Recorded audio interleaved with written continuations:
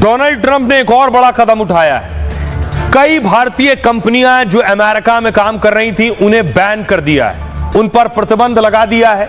क्यों लगाया है प्रतिबंध, कौन सी ये कंपनियां हैं, ये मैं आपको बताता हूं। भारत को लेकर अमेरिकी राष्ट्रपति अपना रंग दिखाने लगे। अमेरिका ने दुनिया भर की 24 कंपनियों पर पाबंदी लगाई है। ये वो कंपनियां हैं जो ईरान के साथ व्यापार में शामिल हैं।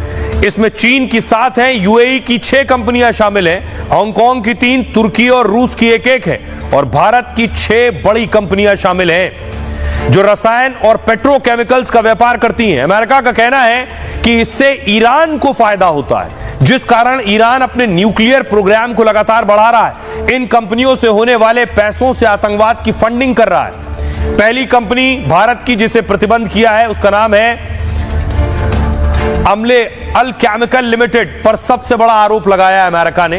अमेरिका ने कहा इस कंपनी ने ईरान से सबसे बड़ा व्यापार किया है। अमेरिका के मुताबिक इस साल इस कंपनी ने 700 करोड़ रुपए का व्यापार ईरान से किया है। दूसरी कंपनी है ग्लोबल लिमिटेड पर करीब 425 करोड़ के व्यापार का आरोप लगाया है। इस पर आरोप है कि इसने ईरानी मेथनॉल सहित कई उत्पाद खरीदे।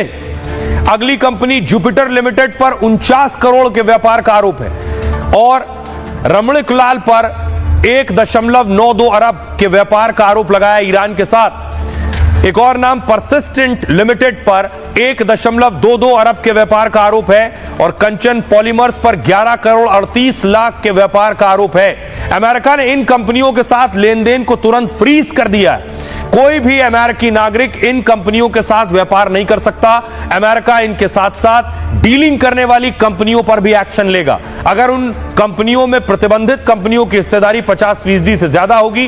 दरअसल दूसरी बार सत्ता में आने के बाद ट्रंप के अंदाज बदले से है। इससे पहले ट्रंप ने गूगल, माइक्रोसॉफ्ट जैसी कंपनी को भी चेतावनी दी थी, जिसमें ट्रंप ने इन कंपनियों से भारत से हायरिंग रोकने की सलाह दी कि भारतीयों को नौकरी ना दें। सुनिए जरा सियासतदान क्या कह रहे हैं। तो अमेरिका के राष्ट्रपति जी ने क्या कहा है, टैरिफ के बारे में बोला है।